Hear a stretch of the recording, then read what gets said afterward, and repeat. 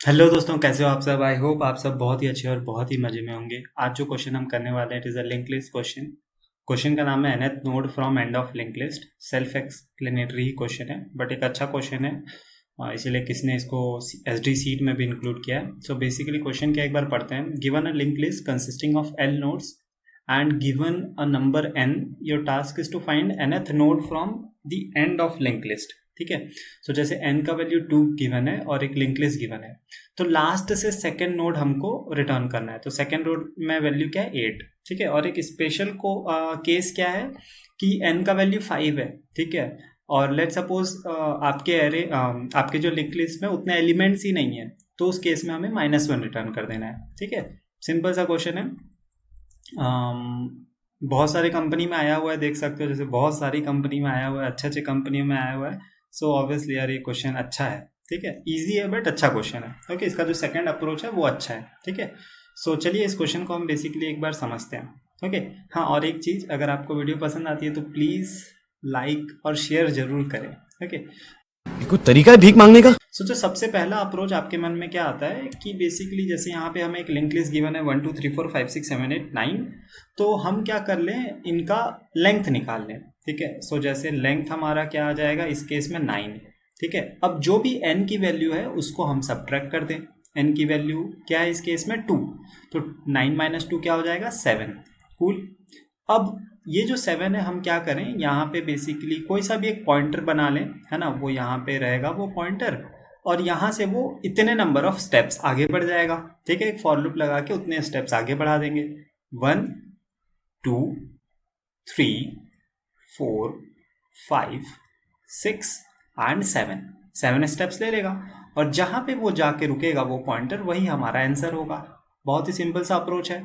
But इस approach में एक फ्लॉ है। वो ये है कि हर बार आपको क्या करना पड़ेगा ना यार, ये पूरे लिंक लिस्ट का लेंथ निकालना पड़ेगा। आप एक केस सोच के देखो कि आपके पास 100 नोड्स हैं। कितने नोड हैं 100। ठीक है।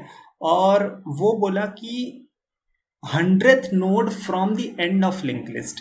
इसका मतलब क्या होगा कि वो जानना चाहता है कि फर्स्ट नोड में क्या डेटा रखा हुआ है। ठीक है। तो वो क्या पूछेगा 100th node from the end of link list. तो इस अप्रोच से आपको क्या करना पड़ेगा यार, पहले आप लेंथ निकालोगे 100। ठीक है। उसके लिए आपको क्या करना पड़ेगा, पूरे लिंक लिस्ट में ट्रेवर्स करना पड़ेगा। तो क्या ये एक अच्छा सॉल्यूशन है? आपको तो यार आंसर फर्स्ट नोड पे ही मिल जाना था, बट आपने फिर भी क्या किया, पूरे लिंक लिस्ट में आपने ट्रेवर्स किया। तो ये उतना अच्छा सॉल्यूशन नहीं है। ठीक है। इससे अच्छा सॉल्यूशन है। ठीक है। इससे अच्छा सॉल्यूशन क्या है उसको हम डिस्कस करते हैं। ठीक है। जैसे इस केस में n की वैल्यू क्या थी 2। ठीक है। n की वैल्यू थी 2, और वही लिंक लिस्ट है। इस केस में हम क्या करेंगे, एक हम बना लेंगे बैकवर्ड पॉइंटर और एक बना लेंगे फॉरवर्ड पॉइंटर। ठीक है। पहले हम एक बार ड्राई रन करते हैं, देन मैं आपको एक बार जरूर से अप्रोच समझाऊंगा कि बेसिकली हुआ क्यों ऐसा। ठीक है। तो हम क्या करेंगे यार, बैकवर्ड पॉइंटर जैसे नाम से पता चला वो पीछे रहेगा, और फॉरवर्ड पॉइंटर फॉरवर्ड में जाएगा। ठीक है। अब हम बेसिकली क्या करेंगे, फॉरवर्ड पॉइंटर को n नंबर ऑफ स्टेप्स पहले ही आगे ले लेंगे। तो 2 बार आगे लेना है, तो फर्स्ट बार में फॉरवर्ड पॉइंटर यहाँ पहुंच जाएगा और सेकंड बार में यहाँ पहुंच जाएगा, है ना। तो अब फॉरवर्ड पॉइंटर को हमने n नंबर ऑफ स्टेप्स आगे बढ़ा लिया। जैसे ही हम फॉरवर्ड पॉइंटर को n नंबर ऑफ स्टेप्स आगे बढ़ा लेंगे, इसके बाद हमें क्या करना है ना यार, बैकवर्ड और फॉरवर्ड को एक एक स्टेप बढ़ाते रहना है जब तक फॉरवर्ड नल तक ना पहुंच जाए। तो फॉरवर्ड पहले यहाँ पहुंचेगा, उस समय बैकवर्ड यहाँ पहुंचेगा, फिर फॉरवर्ड एक कदम आगे बढ़ जाएगा, बैकवर्ड यहाँ पहुंच जाएगा, फिर फॉरवर्ड यहाँ पहुंच जाएगा, बैकवर्ड यहाँ पहुंच जाएगा, फिर फॉरवर्ड एक कदम आगे बढ़ जाएगा, बैकवर्ड यहाँ पहुंच जाएगा, फिर फॉरवर्ड यहाँ पहुंच जाएगा, बैकवर्ड यहाँ पहुंच जाएगा, फिर फॉरवर्ड यहाँ पहुंच जाएगा, और बैकवर्ड यहाँ पहुंच जाएगा, फिर फॉरवर्ड यहाँ पहुंच जाएगा, और फिर बैकवर्ड यहाँ पहुंच जाएगा। ठीक है। बस फॉरवर्ड को एक एक स्टेप आगे बढ़ाना है और बैकवर्ड को भी एक एक स्टेप आगे बढ़ाना है। ठीक है। कब तक, जब तक फॉरवर्ड नल ना पहुंच जाए। जैसे ही फॉरवर्ड नल पहुंच जाएगा, जहां भी बैकवर्ड रुकेगा वही हमारा आंसर होगा। ठीक है। अब इसका मैं एक रियल लाइफ इंट्यूशन देता हूँ। ठीक है, कि आपको फील आएगा कि हाँ यार ये सही प्रोसेस है। लेट्स सपोज क्या है, हमारे पास एक ट्रैक है। ठीक है। रनिंग ट्रैक है 100 मीटर का। ठीक है। अब दो पर्सन है ए एंड बी, ठीक है। लेट्स सपोज दो पर्सन है हमारे पास ए एंड बी, ठीक है। ए यहाँ पे है और बी उससे थोड़ा सा आगे, कितना मीटर आगे, 3 मीटर आगे, लेट्स सपोज 3 मीटर आगे, है ना। अब मैं ये बोलता हूँ कि ए और बी दोनों एक ही स्पीड से दौड़ेंगे, ठीक है। ए और बी दोनों एक ही स्पीड से दौड़ेंगे, डिफरेंट स्पीड से नहीं, एक ही स्पीड से। तो क्या मैं बोल सकता हूँ कि बी जो आगे था और ए जो पीछे था, at the end B race के बी आगे ही रहेगा, क्योंकि वो दोनों एक ही स्पीड से दौड़ रहे हैं। और दोनों के बीच कितने मीटर का डिफरेंस रहेगा? क्या मैं बोल सकता हूँ 3 मीटर का ही होगा? क्यों? बिकॉज यार स्टार्टिंग में भी 3 मीटर का डिफरेंस था और दोनों एक ही स्पीड से दौड़ रहे हैं, तो एंड में या फिर रेस के किसी भी पोजीशन में उन दोनों के बीच की डिस्टेंस 3 ही मीटर रहेगी। तो इसीलिए हम स्टार्टिंग में ही जो डिस्टेंस है, मीन्स एन नंबर्स का स्टेप, वो हम पहले ही ले रहे हैं और फिर धीरे धीरे बढ़ाते जा रहे हैं। जैसे ही फास्ट नल में पहुंच जाएगा, नल और मतलब फास्ट फॉरवर्ड और बैकवर्ड, मैं सॉरी फॉरवर्ड को फास्ट बोल दिया, ठीक है। फॉरवर्ड और बैकवर्ड दोनों पॉइंटर के बीच डिस्टेंस एंड में भी एन ही रहेगा, ठीक है। सो ये एक सिंपल सा इंट्यूशन, इसको हम कोड करते हैं, आपको और अच्छे से समझ आ जाएगा, ठीक है। Okay, so first of all हम इसको जावा में कोड करते हैं, देन हम इसको सी प्लस प्लस में कोड कर लेंगे। बहुत ही सिंपल सा कोड होने वाला है। हम बेसिकली क्या कर रहे थे यार, दो नोड बना रहे थे, एक फॉरवर्ड और एक बैकवर्ड। ओके, सो पहले हम क्या करते हैं, फॉरवर्ड नोड बना लेते हैं और उसके बाद हम बैकवर्ड बना लेंगे। तो फॉरवर्ड को मैं एफ नाम दे देता हूँ, ठीक है। और एक इसको भी मैं हेड से ही पॉइंट कराता हूँ, एंड एक मैं और नोड बना लेता हूँ बैकवर्ड, ठीक है। इसको भी मैं हेड से पॉइंट करा देता हूँ, ठीक है। आप हमेशा कमेंट लिखना, कमेंट बहुत इंपॉर्टेंट है एज पर आपके भी अंडरस्टैंडिंग के लिए और इंटरव्यू में भी आपको हेल्प पर करता है। तो आप एक बार कमेंट लिखने का जरूर आदत बनाना। मैं इसमें नहीं लिख रहा हूँ क्योंकि मैं उसको एक्सप्लेन करते ही जा रहा हूँ, ठीक है। अब हम क्या करने वाले थे, सबसे पहले यार हम उतना स्टेप आगे बढ़ जाते थे, है ना। जो हमारा फॉरवर्ड पॉइंटर था उसको उतना स्टेप आगे बढ़ा लेते थे। कितना step? N number of steps हम आगे बढ़ा लेते थे, ताकि हम वो डिस्टेंस को पहले ही, वो जो गैप है फॉरवर्ड और बैकवर्ड के बीच, वो पहले ही बना लें, ठीक है।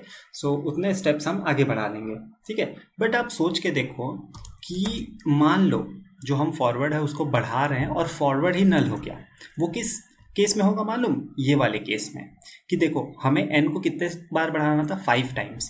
हम पहले, क्या हम इसमें अगर मैं फॉरवर्ड को बढ़ाते जाऊं, क्या मैं कभी भी 5 टाइम्स बढ़ा पाऊंगा? कभी नहीं बढ़ा पाऊंगा। 5 टाइम्स के पहले ही वो नल आ जाएगा, क्योंकि इसमें जो नोट्स हैं वही 4 हैं। जैसे मैं पहली बार बढ़ाऊंगा तो यहाँ पे पहुंचूंगा, दूसरी बार बढ़ाऊंगा यहाँ पे पहुंचूंगा, तीसरी बार बढ़ाऊंगा यहाँ पे पहुंचूंगा, 5वीं बार तो मैं बढ़ा ही नहीं पाऊंगा, मैं उससे ही पहले नल में आ जाऊंगा, ठीक है। तो अगर फॉरवर्ड कभी नल में पहुंच जाता है ना, जब हम फॉरवर्ड को आगे बढ़ा रहे हैं फर्स्ट स्टेप में, वहीं पे अगर वो कभी नल में पहुंच जाता है, तो इसका मतलब कि जो एन का वैल्यू है वो लेंथ ऑफ लिंक लिस्ट से ही बड़ा है। उस केस में हमें -1 रिटर्न कर देना है, ठीक है। सो अगर कभी भी फॉरवर्ड ही नल हो जाता है, ठीक है, लेट सपोज फॉरवर्ड ही कभी नल हो जाता है, तो मैं सिंपली क्या बोलूँगा, रिटर्न कर दो -1, ठीक है। और अगर ऐसा नहीं होता है तो सिंपली मेरे को यार बस फॉरवर्ड को बढ़ाते जाना है। तो फॉरवर्ड को कैसे बढ़ाते हैं, आई होप आपको ये पता होगा, f=f.next, कूल। तो हमने क्या किया, फॉरवर्ड को आगे बढ़ा लिया। अब कब तक हमें लूप चलाना था, मैंने आपको क्या बोला था, जब तक फॉरवर्ड नल ना हो जाए। जैसे जब तक फॉरवर्ड नल नहीं होगा तो हमें बैकवर्ड वाले को भी एक स्टेप आगे बढ़ाना है एंड फॉरवर्ड वाले को भी एक स्टेप बढ़ाना है।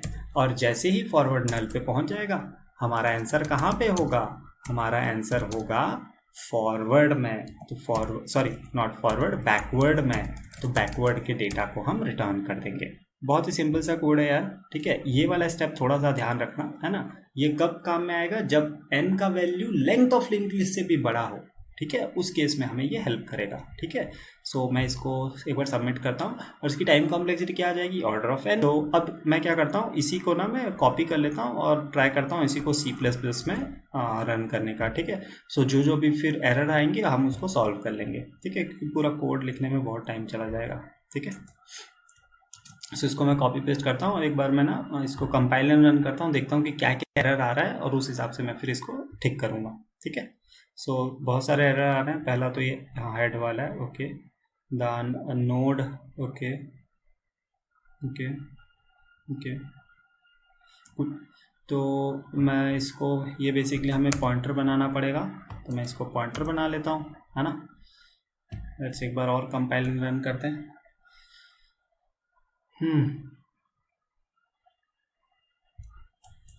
ओके, और भी कंपाइलेशन एरर है। ओके नल और ओके, सो बेसिकली यहाँ पे ये नल जो है इसको हमें चेंज करना पड़ेगा and we have to use arrow pointer.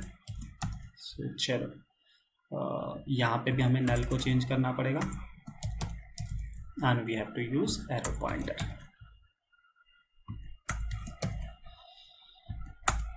बहुत ही सिंपल सा चेंज है। आई होप अब ये चलना चाहिए, है ना। सो लेट्स सी।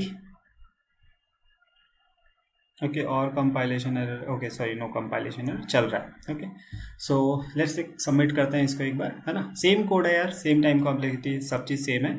ठीक है, अप्रोच इस ये वाला जो अप्रोच है उसको हम 2 पॉइंटर अप्रोच बोलते हैं। ठीक है, आई होप आपको ये वीडियो पसंद आया होगा। अगर आपको पसंद आया हो तो प्लीज़ आप like comment share and subscribe करना ना भूलें। Thank you.